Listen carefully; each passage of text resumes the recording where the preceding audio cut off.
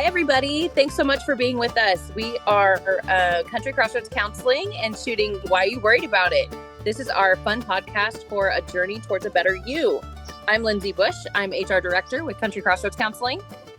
And hey, everybody. I'm Susie Arbo. I'm a licensed professional counselor.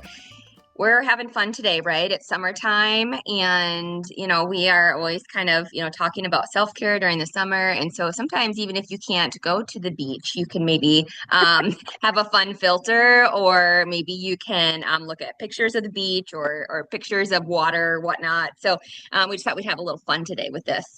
Yep, I love it. Sometimes you just got to create your own paradise, right? You totally do. That's right. That's right. So today I love our topic because we are talking about, on this podcast, it's called Why You Worried About It. And we discuss things you maybe should worry about and stress about and things that you maybe shouldn't. And today we're actually going to talk about some of the top stressors going on for people right now. Lindsay, there's some statistics that show that 7 out of 10 Americans are feeling overly stressed on a daily basis.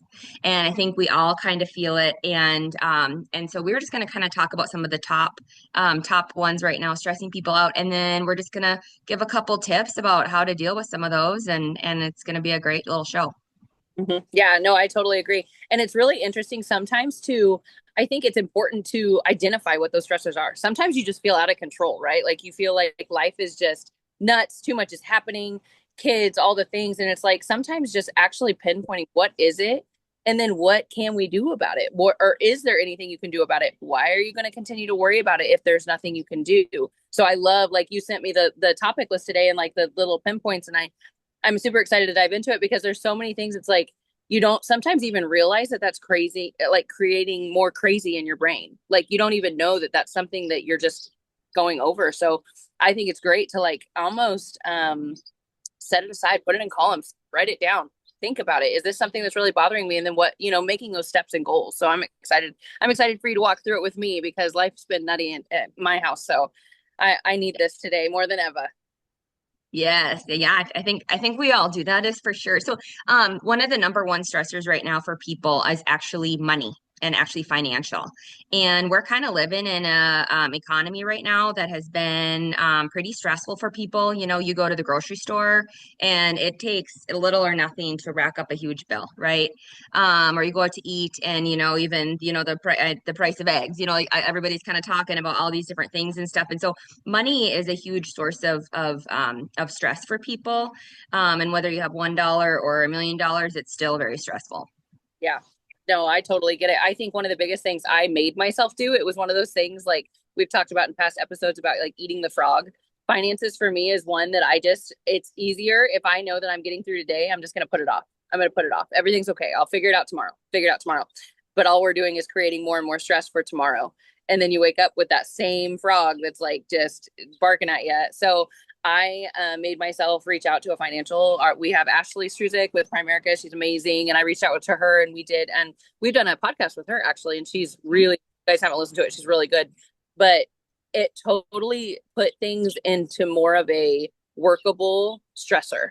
Like finances are not going to go anywhere, right? Like we're always going to have bills. We're always going to have stress about it, but it made me realize that it's not the end all be all. Like there's options, there's things you can do. And it's the choices we're making every day. Sometimes we don't want to face the music of that. Like I don't want to think about me eating out, 5 times a week, adding to the stressor of my life. But sometimes you have to have that hard reality. And so I definitely think finances it's a really important one. And I think it affects people. It also trickles into your relationships with your kids, your significant others, like all the other things. So if you can take the time to really focus on it and get a good idea of how you want to work with it, I guess, maybe. I mean, so like, I'm not saying I'm out of the woods by any means, but I have a plan and that makes me feel so much better. So I don't know. I definitely think finances is one that's a huge stressor, but it's one that we stress about every day. And I think that if we just take our time to actually put a little action into what we're doing, it will make a big difference. Yeah, yeah. And you brought up being self-aware and just facing it. And that's one thing that we're really going to encourage people to do is know where your money's going, know what you've got, know what you're spending, know what's coming in, what's going out. That is so huge. And then you, like you said, having a plan. So that's just a little kind of just a little tip on that. But if you're kind of struggling with money right now, you're not alone. A lot of people right now are really kind of struggling in the area, but there's always something you can do about it. Remember that. Another top kind of stressor for people going on is actually caused by our workplace pressure and actually burnout. And we're seeing some of the highest rates of burnout that we've seen. And I speak all the time to different groups and audiences about burnout. And the good thing is it's definitely treatable and preventable, but it's definitely there, and people are putting in some big hours. And so just kind of knowing your body, recognizing those signs of, if you're feeling negative and cynical every day about your job, if you're feeling like it doesn't give you, life, and it's kind of feeling meaningless, and you're just having these thoughts of just feeling overwhelmed, not able to keep up with your daily demands, you're probably facing some of that. And so taking some steps to do something about it. Yeah, I totally. And I would challenge if you're a manager out there or if you're somebody that leads people, help people find their why. You would be so amazed at realizing that some people just don't understand what they're doing and why they're doing it, or take them back to the root of what made them get into either healthcare or finances or any of those things. Like there's a reason that they probably got drawn to it and they're making a career out of it. So as a manager or a leader, help those people, because you're fighting burnout for your staff, right? Like you have your staff that are struggling, and it's like, how can I help them? Really connect with them, find out what's going on in their personal lives. What are they doing? Why are they doing what they're doing? And help them grow. And I think that's really important way to connect with people, and then reconnect them to their why. And then all of a sudden they have a full purpose again for what they're doing, like light that fire for them again. So I would definitely challenge those managers and leaders to step up and do that. Yes, yep, yep, absolutely. Provide them with tools and resources and training and all the things. Yep, Yeah. absolutely. And there's tons out there. Yeah. If you don't know how to do it, just search it, because there's a lot of options out there for sure. Yep, there is Chat GPT, it, right?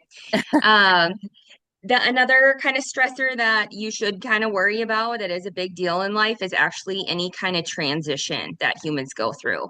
And, we have seasons in our life where we are just cruising and things feel so good. And then there might be a season of your life where you are just going through a major transition, whether it's a divorce, loss of a loved one, maybe it's a move or a loss of a job or, some kind of stability. And so anytime you're going through some of those transitions, it can create a great deal of stress.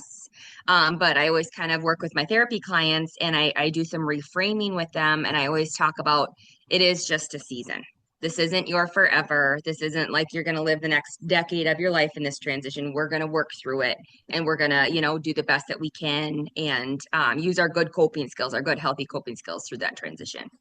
Yeah, that's really good. I know for me personally, like divorce is pretty big on my heart right now, and I've got two little ones that I'm trying to help guide through it. And not that I'm a professional by any means, but just knowing that every step and move that I'm making right now is shaping their little minds. And so knowing that even when it's hard to take the high road in some things, that's truly, like, for me, that's the greater purpose of why I'm sometimes choosing to bite my tongue or not react a certain way that maybe I would want to. So I think it's really important to remember that, remember why you're doing what you're doing, or what could come from this transition. Like I hope my kids are going to come out on top and realize that things happen, and they're loved, and that's all that matters. So yeah, I definitely think that just kind of looking at why are you going through that transition, or what brought you to it, and what could come from it also. Like that's a big deal. Sometimes things that we don't realize are going to happen to us happen, and it's hard, but if you really think about it, flip that mindset, you can come out ahead and probably be thankful for it, honestly. Hmm. Oh, for sure. For sure. There's a little saying that says, you can plan and plan and plan your life, but it never goes as planned. But it always turns out better than if you could have planned it, Yep. because, there's Yep. just a divine plan out there for you, from, if you believe in the good Lord above, or whatever spirituality you are, whatever is your, whatever the universe does for you. So, but yeah, it always works out. So you just gotta hang in there and try to find joy in the journey. Okay, there's two more little stressors we're going to talk about. Another one is what they call techno stress. Boy. And basically what that is, you guys, is it is all of the information that we have at the tip. Oh, can you see my phone? At the tip of our fingers at any given time. Just, things just coming in as far as, technology, right? At any given time, you can have text messages, notifications, emails coming in, and we're just on information overload. And so that can be very stressful. Social media. Well, and another thing that I kind of went straight for that when you turned it that way. I was thinking the stress of technology at first, but now I'm like, oh, you're right. Like we have all the information out there. How many people are diagnosing themselves before they go to the doctor? Or do you know what I mean? Like you've already think you got it all figured out when it's like okay, like don't worry until you have to, like calm down. But like those kind of things, it really is the first thing you do anytime is you're gonna Google it or whatever you use, and it really does, and then it creates more stress when really you wait 2 weeks for a doctor's appointment and then you show up and it probably wasn't anything. So yeah, I Mhm. think super interesting. Yeah. Yes, yeah, and we love social media for connection. We love to learn things from social media. We like to see what other people are up to, get events going, that kind of stuff, promote the business. Lots of good things about it. But we just want to remind everybody too, social media is a source of stress and it can be very negative and people actually have a lot of negative feelings when they're on it. Just, comparison and always looking at kind of other people and kind of feeling inferior themselves and whatnot. And so we just always want to encourage you to use it for the good. And if you notice yourself feeling a certain type of way, hop off of it. You don't have to be on there. I am going to say this too from a therapist standpoint and our human brain, okay, is that the worst thing that you can do is be on your phone right before bed, scrolling, whatnot, 20, 30 minutes before bed, get off of your phone. Don't be doing screens. And first thing in the morning when people get up and they start looking at things on their phone, it's already setting the tone for your day. So just, you know what I mean, put it away, go do something positive and productive first.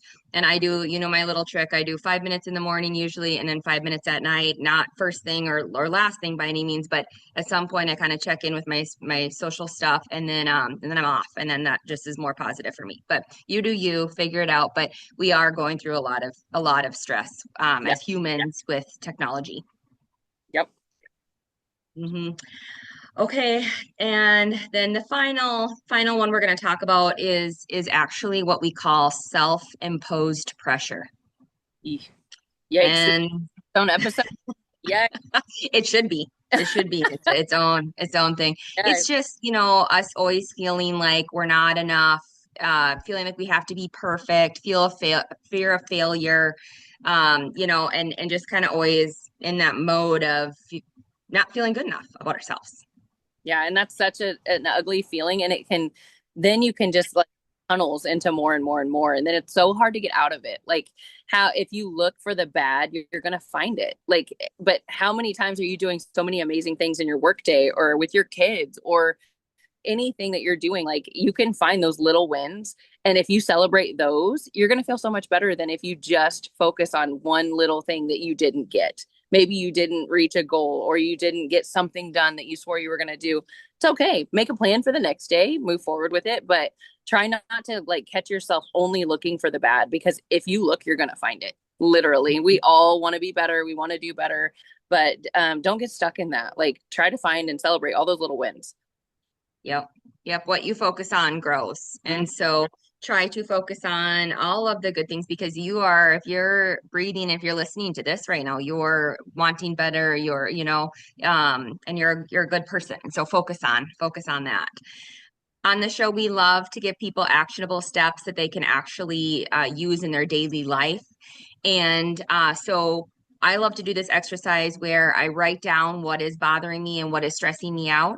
And then I take it another step further and I think about if it's in my control or out of my control. And then I write down actionable solution focus steps that can help me get through that thing. So whether, we covered our money today, we talked about workplace burnout, we talked about different life transitions, the technology overload, and then, our self-imposed pressure. So if any of those areas are stressors for you right now, you're not alone. There's things that you can do. We're obviously in the therapy world, so we know therapy helps people. So if that's an option for you, or getting a workbook off of Amazon or listening to other podcasts about stress. But there's a million things that you can do. You don't have to live in kind of that mode of always feeling stress. So, I know if you're like me, every single topic that we talked about today, I have some stress in that topic. Like, and that's how I'm not gonna lie, I love to live my life stressed because I feel like that's what keeps me going. It keeps me motivated. Like, I look at stress as a positive thing, but if it's bringing you down, don't feel like you have to tackle every single one of those things right now. Pick what's the biggest stressor in your life and focus on that, and then move forward with that. And then maybe listen to another podcast, listen to us again, and you might pull something out of it. And then focus on that next one. Like, don't try to tackle them all at one because then it's probably going to cause another stress. Like, you're trying to fix everything at once, and it's just not feasible. It's not going to work. right, right. And there's a lot of research right now talking about the upside of stress. And I know when I speak to different groups, that's one of the things we always talk about is use it for the good. Use it to take an actionable step to better yourself. And you can learn and you can grow and you actually come out on top and you learn and get better when we go through these things. So Yep. with that, I mean, I think that this was a pretty good episode with stuff that we can all relate to and learn from. Absolutely. We love that you guys are out there listening to us. We so appreciate hearing what you guys like and what you don't like. Please let us know if you ever want to be on the show or you have something to offer. We would love to have guests. We absolutely love picking the brains of other people out there that are just trying to do better and live better lives. So please hit us up. Our Facebook's usually the easiest. It's Country Crossroads Counseling. And then we do have our website out there, and we're getting ready to hopefully have a whole landing page for this podcast right here. Why you worried about it? But it's countrycrossroadscounseling.com. So please reach out any way you can. Let us know what you like and what you don't. And definitely if you ever want to be on the show with us. Yes, thanks for joining us for another episode of Why You Worried About It, A Journey to a Better You.